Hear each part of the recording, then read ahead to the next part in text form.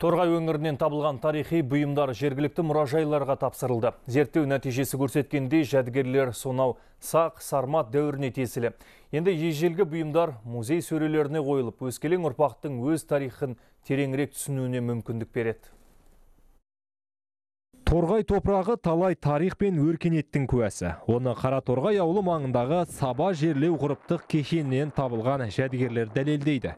2017 жылы археологтар бұл маңнан қоладан құйылған 150 дана жебенің ұшы, қанжар, қыш ыдыстар және өзге де ірілі ұсақты заттар табады. Тыңғылықты зерттеу барысында жәдігерлер шамамен 2600 жыл бұрын қолданылды деген болжам жасалды.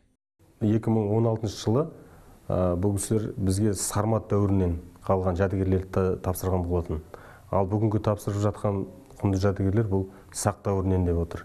Тарихымызды тануда, өткенімізді білуде бұндай жәдігерлердің жалпы халық үшін маңызы зор деп есептеймін. Археолог Ақан Оңғарұлының айтуынша Торғай өңірі аз зерттелген аймаққа жатады. Сондықтан 2018 жылы қазба жұмыстарын қайта жалғастырған. Оған арқалықтағы педагогикалық институттың студенттері де қызығушылық танытып, қолғабыс етіпті. Еңбектері зая кетпеді. Обаларды зерттеу барысында салмағы 33 грамм болатын алтын сырға мен қола айна тапқан. Археологиялық жағынан Торғай өңірі енді ғана зерттеліп келе жатыр. Дегенмен де үлкен өркениеттердің бар екені анық.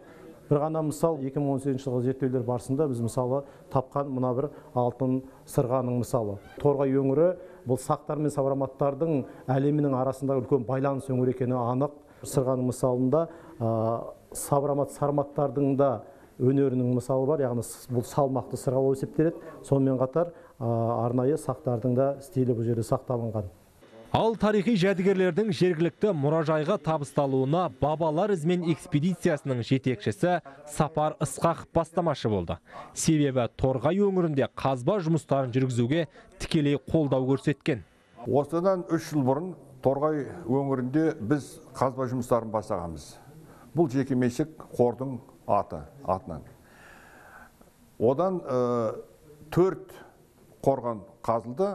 Соның үшеуінен жақсы жәдігерлер табылды.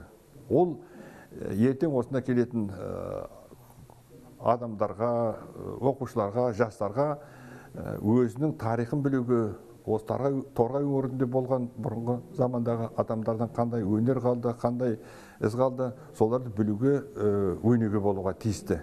Өзінің тарихын білуге. Қазір енді мынау біздің президентіміз де айтып жатыр, ұлы даланың 7 қыры деп. Соның ішіндегі бір қыры ол біздің тарихымыз.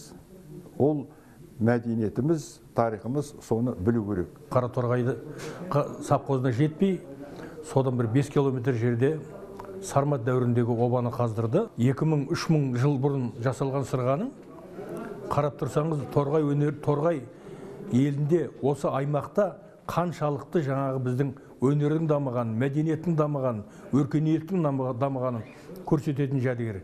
Соны мұражайға тапсырып жатыр. Табылған жәдігерлерге қарағанда бұл жерге батыр немесе сол замандағы ықпалды адам жерленген. Бірақ қазба жұмыстары барысында адам сүйектері толық табылмады. Осыған қарап, археологтар обалар ертеректе тоналған болуы мүмкін деген болжам айтып отыр. Дегенмен Торғай өлкесін зерттеуді жандандыратын болса, ғылымға белгісіз талай тың дүние табылатынына сенімді. Талғатбек Абдуғожа, Самат Бекбатыров, Хабар 24, Торғай даласынан.